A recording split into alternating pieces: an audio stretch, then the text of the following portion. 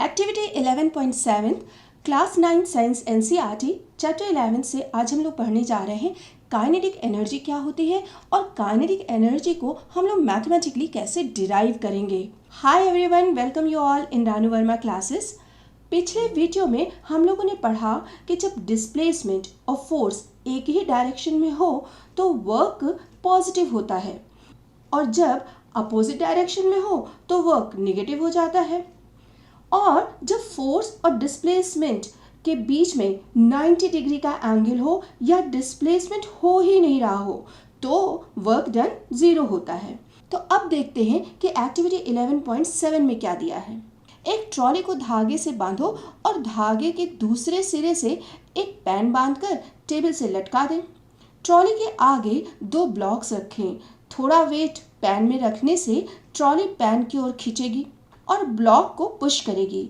ज़्यादा वेट बढ़ाने से ज़्यादा फोर्स से ये ब्लॉक हिट होंगे, मींस मोर फोर्स मोर डिस्प्लेसमेंट। और अगर फोर्स और डिस्प्लेसमेंट बढ़ेगा तो वर्क डन भी बढ़ेगा। मोशन के कारण किसी ऑब्जेक्ट की एनर्जी को काइनेटिक एनर्जी कहते हैं। ये एनर्जी उस ऑब्जेक्ट के मास और वेलोसिटी पर डिपेंड करती है। यानी जब वो ऑब्जेक्ट रेस्ट कंडीशन में है तो उसके मास में एक पोटेंशियल है, यानी काम करने की पावर है, जिससे जब उसको वेलोसिटी मिलेगी तो वो वर्क करेगा। तो रेस्ट कंडीशन में ऑब्जेक्ट में जो पोटेंशियल एनर्जी होती है वही एनर्जी वेलोसिटी मिलने से काइनेटिक एनर्जी में बदल जाती है। चलो काइनेटिक एनर्जी का फॉर्मूला डिराइव करते हैं। आई होप कि आप पेन कॉपी लेके बैठे हुए हैं। नहीं लिया तो अब से वीडियो को पॉज करो और पेन कॉपी लेके बैठो। देखो, work done by any moving object is equal to its kinetic energy. मतलब जितनी काइनेटिक एनर्जी उतना work done. Work equal to force into displacement, that is our first equation जो हम लोग फर्स्ट वीडियो में पढ़ चुके हैं। अब फोर्स कितना लगेगा? ऑब्जेक्ट का mass into rate of change in velocity, मतलब कि एक्सेलरेशन।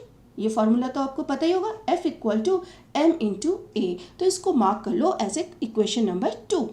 अब देखो, डिस्प्लेसमेंट s की वैल्यू हम मोशन के इक्वेशन से लेंगे। तीनों मोशन के इक्वेशन याद है ना, पिछले चैप्टर में हम लोग पढ़ चुके हैं। अब इन तीनों इक्वेशन से थर्ड इक्वेशन को लेंगे। अब थर्ड को ही क्यों लेंगे भाई, क्यों नहीं फर्स्ट और सेकेंड को?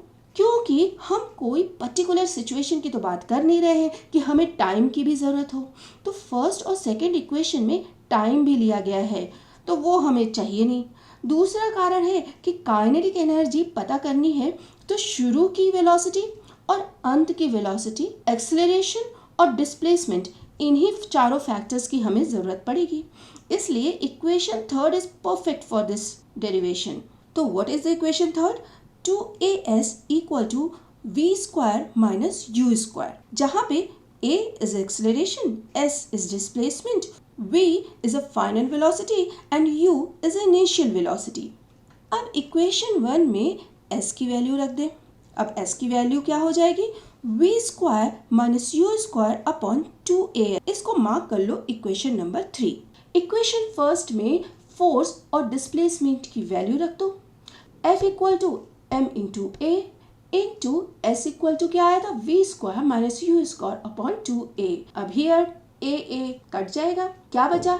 m into v square minus u square upon 2। इसको हम ऐसे भी लिख सकते हैं, हाफ को अलग रख लो, m into v square minus u square into half. अब जब कोई ऑब्जेक्ट रुके हुए स्टेज से मूवमेंट करे तो उसकी सबसे पहली वेलोसिटी क्या होगी भाई? 0 से तो शुरू करेगा, तो u इक्वल टू 0। तो फिर क्या मिला हमको? m into v square minus 0 into half. तो इस इक्वेशन को हम थोड़ा सिस्टमेटिक लिख लें and now it would be half mv square. तो याद रखिएगा, काइनेटिक इक्वेशन को डिराइव करने के लिए हमको 2 मेन स्टेप्स पे ध्यान देना है। W इक्वल टू फोर्स के लिए हम ma लेंगे और s की वैल्यू हम मोशन के इक्वेशन का जो थर्ड इक्वेशन है 2as equal to v square minus u square, इसको रख करके सॉल्व करेंगे। अब आपके बुक में पेज नंबर 151 पर 2 क्वेश्चंस हैं, तो दोनों को सॉल्व करिए। कोई भी डाउट है तो मुझसे कमेंट बॉक्स में पूछिए और खूब पढ़िए। तब तक के लिए जय हिंद।